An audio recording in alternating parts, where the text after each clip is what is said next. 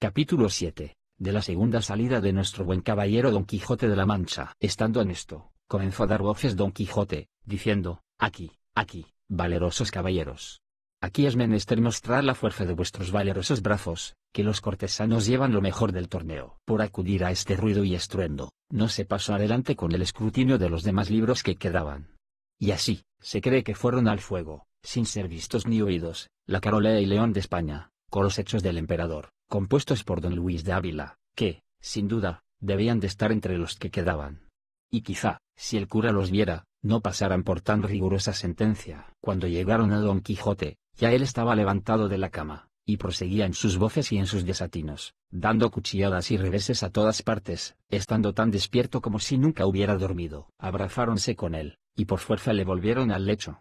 Y, después que hubo sosegado un poco, volviéndose a hablar con el cura, le dijo: por cierto, señor arzobispo Turpín, que es gran mengua de los que nos llamamos 12 pares dejar, tan sin más ni más, llevar la victoria de este torneo a los caballeros cortesanos, habiendo nosotros los aventureros ganado el precio en los 3 días antecedentes.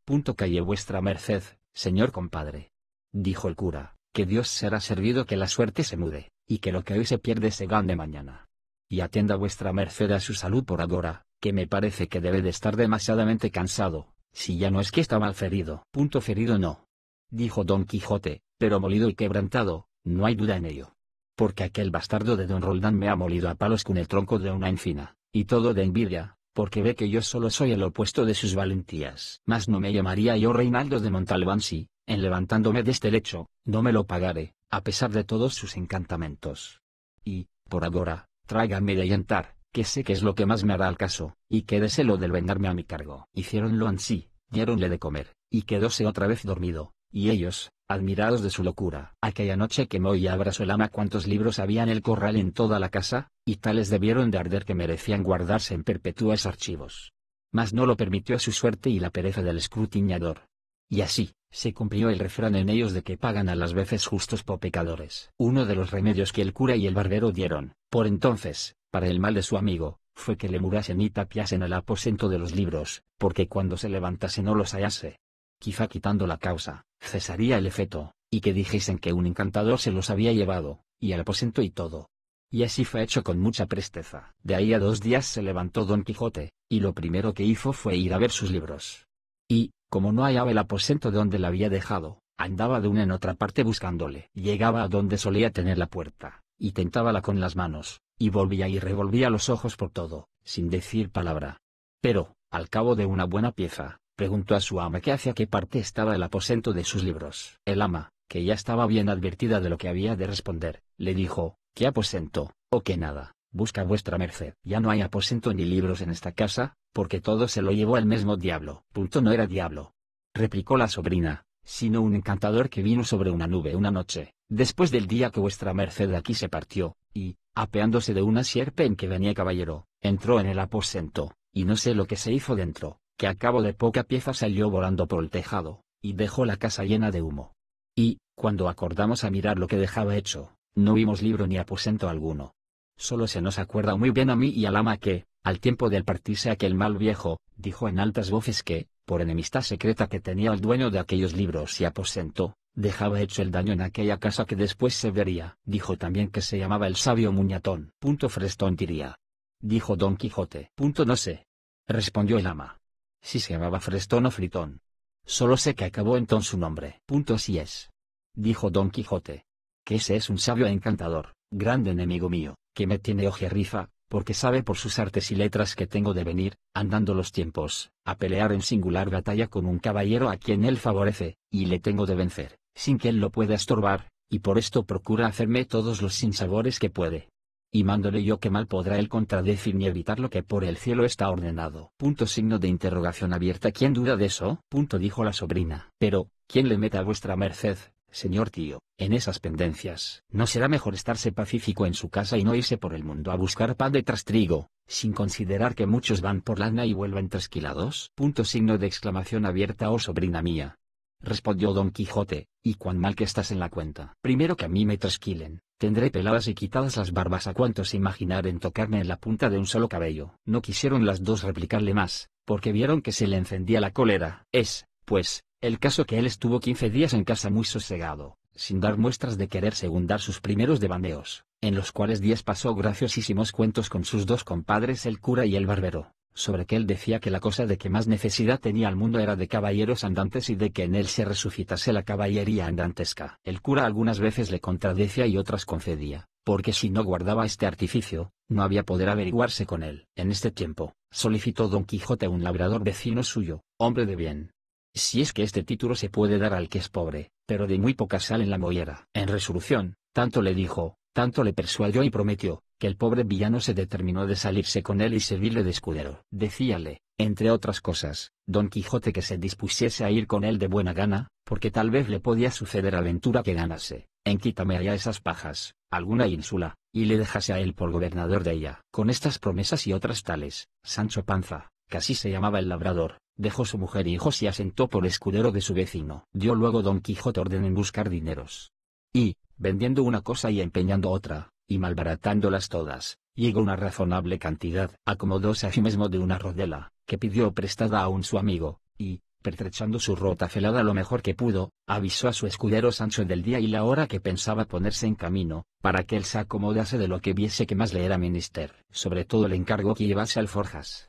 Dijo que sí llevaría, y que ansimesmo pensaba llevar un asno que tenía muy bueno, porque él no estaba duecho a andar mucho a pie. En lo del asno reparó un poco Don Quijote, imaginando si se le acordaba si algún caballero andante había traído escudero caballero asnalmente, pero nunca le vino alguno a la memoria. Mas, con todo esto, determinó que le llevase, con presupuesto de acomodarle de más honrada caballería en habiendo ocasión para ello, quitándole el caballo al primer descortés caballero que topase. Proveyóse de camisas y de las demás cosas que él pudo, conforme al consejo que el ventero le había dado. Todo lo cual hecho y cumplido, sin despedirse Panza de sus hijos y mujer, ni Don Quijote de su ama y sobrina, una noche se salieron del lugar sin que persona los viese, en la cual caminaron tanto, que al amanecer se tuvieron por seguros de que no los hallarían aunque los buscasen. Iba Sancho Panza sobre su jumento como un patriarca, con sus alforjas y su bota, y con mucho deseo de verse ya gobernador de la ínsula que su amo le había prometido. Acertó Don Quijote a tomar la misma derrota y camino que el que él había tomado en su primer viaje, que fue por el campo de Montiel, por el cual caminaba con menos pesadumbre que la vez pasada, porque, por ser la hora de la mañana y herirles a soslayo los rayos del sol, no les fatigaban. Dijo en esto Sancho Panza a su amo: mire vuestra merced, señor caballero andante, que no se le olvide lo que de la ínsula me tiene prometido, que yo la sabré gobernar, por grande que sea. A lo cual le respondió Don Quijote: has de saber, amigo Sancho Panza, que fue costumbre muy usada de los caballeros andantes antiguos hacer gobernadores a sus escuderos de las ínsulas o reinos que ganaban, y yo tengo determinado de que por mí no falte tan agradecida usanza. Antes, pienso aventajarme en ella, porque ellos algunas veces, y quizá las más, esperaban a que sus escuderos fuesen viejos. Y, ya después de hartos de servir y de llevar malos días y peores noches, les daban algún título de conde, o, por lo mucho, de marqués, de algún valle o provincia de poco más a menos. Pero, si tú vives y yo vivo, bien podría ser que antes de 6 días ganase yo tal reino que tuviese otros aeladrentes, que viniesen de molde para coronarte por rey de uno de ellos. Y no lo tengas a mucho, que cosas y casos acontecen a los tales caballeros, por modos tan nunca vistos ni pensados, que con facilidad te podría dar aún más de lo que te prometo. De esa manera, respondió Sancho Panza, si yo fuese rey por algún milagro de los que vuestra merced dice, por lo menos, Juana Gutiérrez, mi oíslo, vendría a ser reina, y mis hijos infantes. Pues, ¿quién lo duda? Respondió Don Quijote. Yo lo dudo, replicó Sancho Panza, porque tengo para mí que, aunque lloviese Dios reinos sobre la tierra, ninguno asentaría bien sobre la cabeza de Mari Gutiérrez. Sepa, señor, que no vale 2 maravedís para reina. Condesa le caerá mejor, y aún Dios y ayuda. Encomiéndalo tú a Dios, Sancho, respondió Don Quijote, que él dará lo que más le convenga, pero no apoques tu ánimo tanto, que te vengas a contentar con menos que con ser adelantado. No lo haré, señor mío, respondió Sancho, y más teniendo tan principal amo en vuestra merced, que me sabrá dar todo aquello que me esté bien y yo pueda llevar. Capítulo 8. Del buen suceso que el valeroso Don Quijote tuvo en la espantable y jamás imaginada aventura de los molinos de viento, con otros sucesos dignos de feliz recordación. En esto, descubrieron 30 o 40 molinos de viento que hay en aquel campo. Y, así como Don Quijote los vio, dijo a su escudero: la aventura va guiando nuestras cosas mejor de lo que acertáramos a desear, porque ves allí, amigo Sancho Panza, donde se descubren 30, o pocos más, desaforados gigantes, con quien pienso hacer batalla y quitarles a todos las vidas, con cuyos despojos comenzaremos a enriquecer. Que esta es buena guerra, y es gran servicio de Dios quitar tan mala simiente de sobre la faz de la tierra. Signo de interrogación abierta. ¿Qué gigantes? Dijo Sancho Panza. Aquellos que allí ves. Respondió su amo. De los brazos largos, que los suelen tener algunos de casi 2 leguas. Mire vuestra merced. Respondió Sancho. Que aquellos que allí se parecen no son gigantes, sino molinos de viento, y lo que en ellos parecen brazos son las aspas, que, volteadas del viento, hacen andar la piedra del molino. Bien parece. Respondió Don Quijote. Que no estás cursado en esto de las aventuras, ellos son gigantes. Y si tienes miedo, quítate de ahí, y ponte en oración en el espacio que yo voy a entrar con ellos en fiera y desigual batalla. Y, diciendo esto, dio después a su caballo Rocinante, sin atender a las voces que su escudero Sancho le daba, advirtiéndole que, sin duda alguna, eran molinos de viento, y no gigantes, aquellos que iba a acometer. Pero él iba tan puesto en que eran gigantes, que ni oía las voces de su escudero Sancho ni echaba de ver, aunque estaba ya bien cerca, lo que eran. Antes, iba diciendo en voces altas. Non fuyades, cobardes y viles criaturas, que un solo caballero es el que os acomete. Levantóse en esto un poco de viento y las grandes aspas comenzaron a moverse, lo cual visto por Don Quijote, dijo, pues, aunque mováis más brazos que los del gigante Briareo, me lo habéis de pagar. Y, en diciendo esto, y encomendándose de todo corazón a su señora Dulcinea, pidiéndole que en tal trance le socorriese, bien cubierto de su rodela, con la lanza en el ristre, arremetió a todo el galope de Rocinante y embistió con el primero molino que estaba delante. Y, dándole una lanzada en el aspa, la volvió el viento con tanta furia que hizo la lanza pedazos, llevándose tras sí al caballo y al caballero, que fue rodeando muy maltrecho por el campo. Acudió Sancho Panza a socorrerle, a todo el correr de su asno, y cuando llegó halló que no se podía menear, tal fue el golpe que dio con el Rocinante. Signo de exclamación abierta. Válame Dios. Dijo Sancho. ¿No le dije yo a vuestra merced que mirase bien lo que hacía, que no eran sino molinos de viento, y no lo podía ignorar sino quien llevase otros tales en la cabeza? Calla, amigo Sancho. Respondió Don Quijote, que las cosas de la guerra, más que otras, están sujetas a continua mudanza. Cuanto más, que yo pienso, y es así verdad, que aquel sabio Frestón que me robó el aposento y los libros ha vuelto estos gigantes en molinos por quitarme la gloria de su vencimiento, tal es la enemistad que me tiene. Mas, al cabo, han de poder poco sus malas artes contra la bondad de mi espada. Dios lo haga como puede. Respondió Sancho Panza. Y, ayudándole a levantar, tornó a subir sobre Rocinante, que medio despaldado estaba. Y, hablando en la pasada aventura, siguieron el camino del puerto Lápice, porque ahí decía Don Quijote que no era posible dejar de hallarse muchas y diversas aventuras, por ser lugar muy pasajero, sino que iba muy pesaroso por haberle faltado la lanza.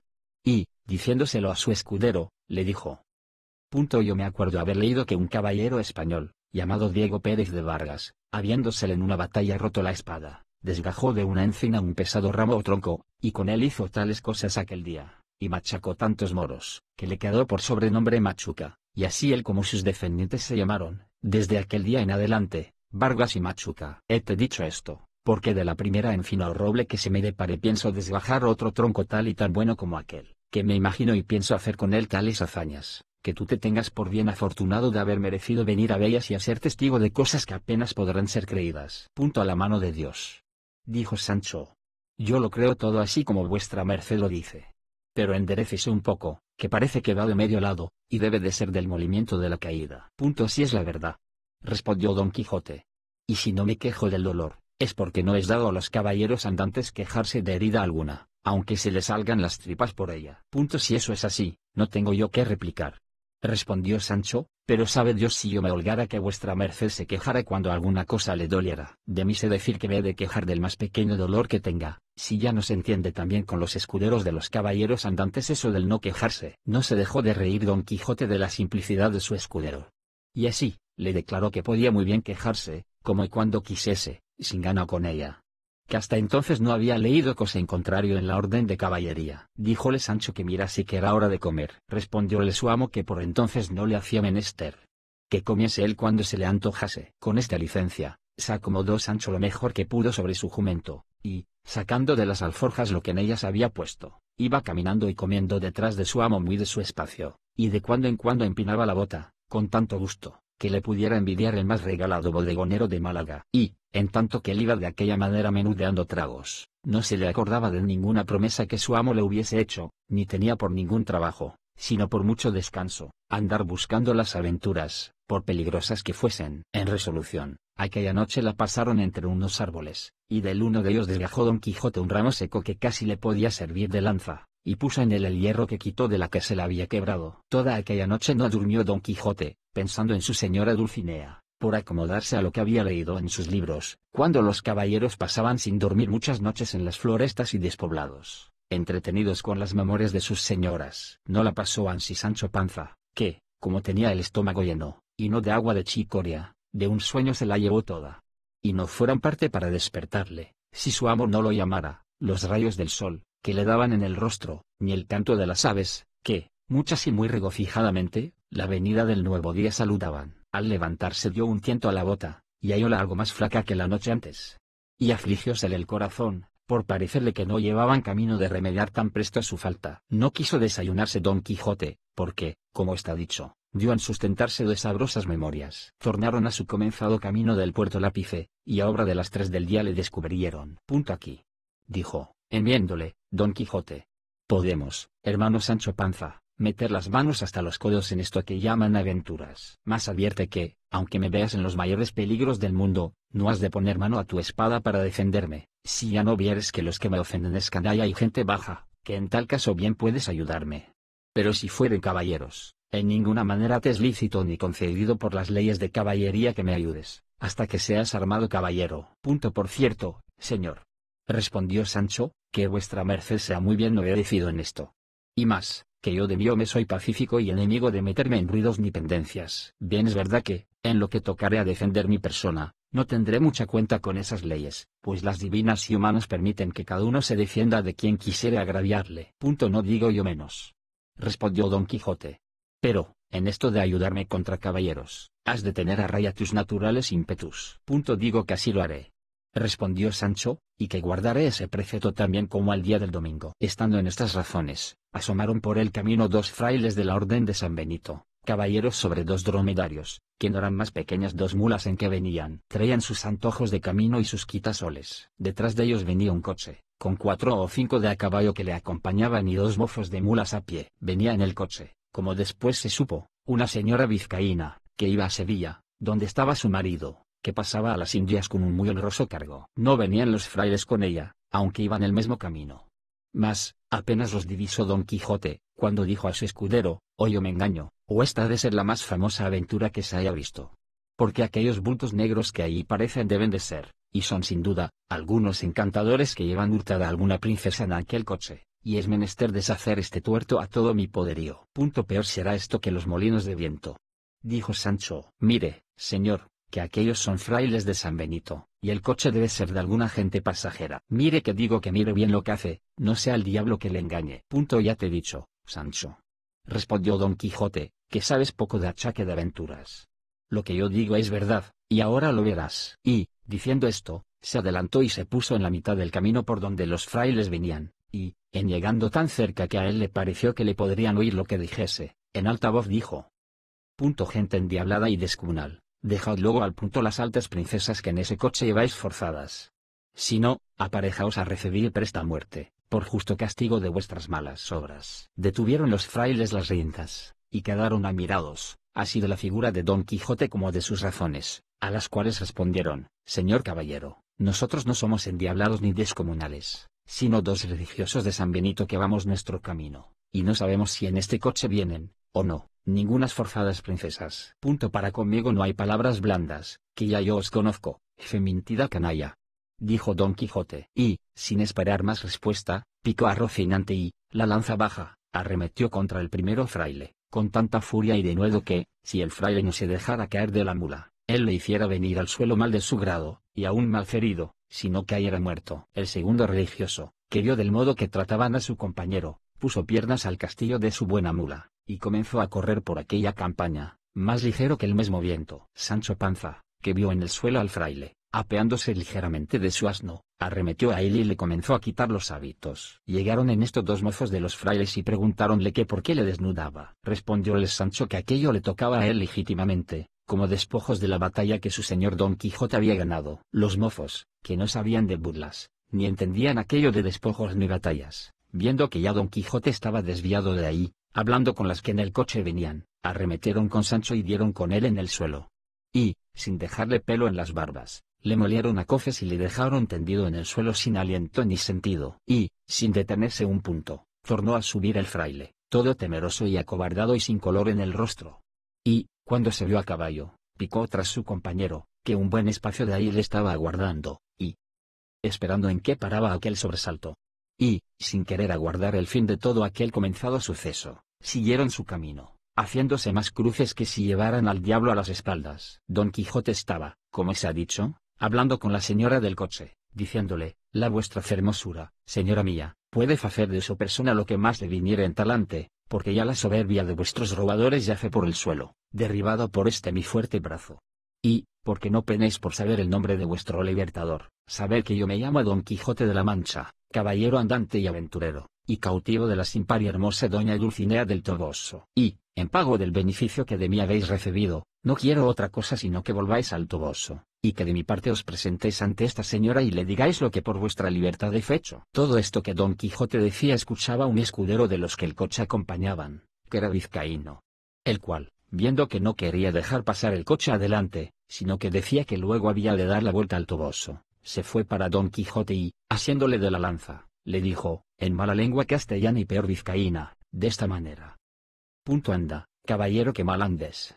Por el Dios que crióme, que, si no dejas coche, así te matas como estás ahí, vizcaíno. Entendióle muy bien Don Quijote, y con mucho sosiego le respondió: si fueras caballero, como no lo eres, ya yo hubiera castigado tu sandez y atrevimiento, cautiva criatura. A lo cual replicó el vizcaíno: yo no, caballero, juro a Dios tan mientes como cristiano. Si lanza arrojas y espadas sacas, el agua cuán presto verás que al gato llevas. Vizcaíno por tierra, hidalgo por mar, hidalgo por el diablo. Y mientes que miras y otra dices cosa. Signo de exclamación abierta. Ahora lo veredes, dijo Agrajes. Respondió Don Quijote, y, arrojando la lanza en el suelo, sacó su espada y embrazó su rodela, y arremetió al vizcaíno con determinación de quitarle la vida. El vizcaíno, que así le vio venir, aunque quisiera apearse de la mula, que, por ser de las malas de alquiler, no había que fiar en ella, no pudo hacer otra cosa sino sacar su espada. Pero avínole bien que se halló junto al coche, de donde pudo tomar una almohada que le sirvió de escudo, y luego se fueron el uno para el otro, como si fueran dos mortales enemigos. La demás gente quisiera ponerlos en paz, mas no pudo, porque decía el vizcaíno en sus mal trabadas razones que si no le dejaban acabar su batalla, que él mismo había de matar a su ama y a toda la gente que se lo estorbase. La señora del coche, admirada y temerosa de lo que veía, hizo al cochero que se desviase de ahí algún poco, y desde lejos se puso a mirar la rigurosa contienda, en el discurso de la cual dio el vizcaíno una gran cuchillada a Don Quijote encima de un hombro, por encima de la rodela, que, a dársela sin defensa, le abría hasta la cintura. Don Quijote, que sintió la pesadumbre de aquel desaforado golpe, dio una gran voz, diciendo: oh señora de mi alma, Dulcinea, flor de la hermosura, socorred a este vuestro caballero, que, por satisfacer a la vuestra mucha bondad, en este riguroso trance se halla. El decir esto, y el apretar la espada, y el cubrirse bien de su rodela, y el arremeter al vizcaíno, todo fue en un tiempo, llevando determinación de aventurarlo todo a la de un golpe solo. El vizcaíno, que así le vio venir contra él, bien entendió por su denuedo su coraje, y determinó de hacer lo mismo que Don Quijote. Y así, le aguardó bien cubierto de su almohada, sin poder rodear la mula a una ni a otra parte, que ya, de puro cansada y no hecha a semejantes niñerías, no podía dar un paso. Venía, pues, como se ha dicho, Don Quijote contra el cauto vizcaíno, con la espada en alto, con determinación de abrirle por medio, y el vizcaíno le aguardaba en sí mismo levantada la espada y aforrado con su almohada, y todos los circunstantes estaban temerosos y colgados de lo que había de suceder de aquellos tamaños golpes con que se amenazaban. Y la señora del coche y las demás criadas suyas estaban haciendo mil votos y ofrecimientos a todas las imágenes y casas de devoción de España, porque Dios librase a su escudero y a ellas de aquel tan grande peligro en que se hallaban. Pero está el daño de todo esto que en este punto y término deja pendiente el autor de esta historia esta batalla, disculpándose que no halló más escrito de estas hazañas de Don Quijote de las que deja referidas. Bien es verdad que el segundo autor de esta obra no quiso creer que tan curiosa historia estuviese entregada a las leyes del olvido, ni que hubiesen sido tan poco curiosos los ingenios de la Mancha que no tuviesen en sus archivos o en sus escritorios algunos papeles que de este famoso caballero tratasen.